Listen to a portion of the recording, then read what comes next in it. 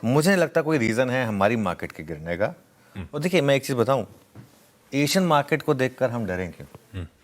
जब Asian market के चलने पर हम चले नहीं तो उनके गिरने पर हम गिरें क्यों? ये ज़रूर है कि डिक्लाइन जो है वो काफ़ी भयावह है इस समय एशियन मार्केट में। निके 4-4.5% नीचे है, कॉस्पी 8.5% नीचे है।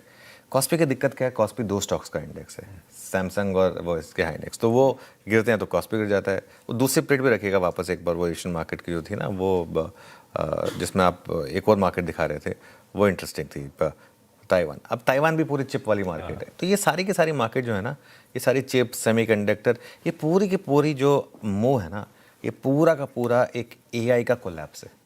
स्पेसएक्स आधा हो गया लिस्टिंग के बाद से।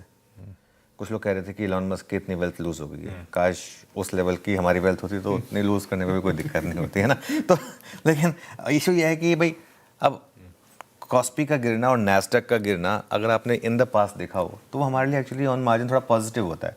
हाँ, ये ज़रूर है कि एकदम से ग्लोबल मार्केट गिरती है तो आपको एक बार डर लगता है, तो उस चक्कर में आप गिर जाते हैं।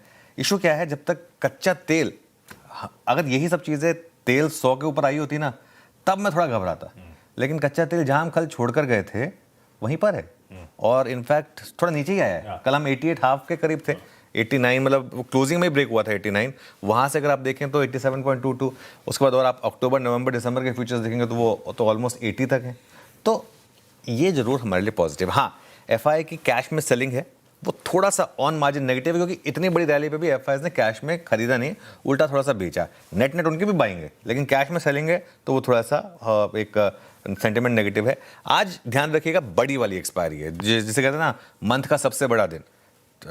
एनएससी की सभी कॉन्ट्रैक्ट्स की monthly expiry, Nifty, bank Nifty, fin Nifty, mid cap select और सारे स्टॉक्स। तो उसकी वजह से थोड़ी वॉलेटिलिटी पॉसिबल है मार्केट में, हो सकता है।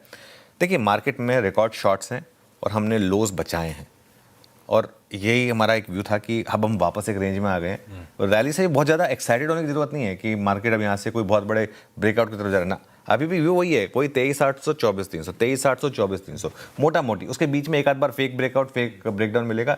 3 महीने का निफ्टी का चार्ट उठा के देख लीजिए, मार्केट ने कुछ नहीं करा है 3 महीने में। 3 महीने में जहाँ हम थे वहीं पर हैं। इस 3 महीने में इतनी गाथा गाली हमने, एक्चुअली देखें तो 0.00%। मतलब इससे ज़्यादा और क्या, आपको इससे अच्छा चार्ट क्या हो सकता है ये बताने के लिए कि किस तरीके की मार्केट रही है।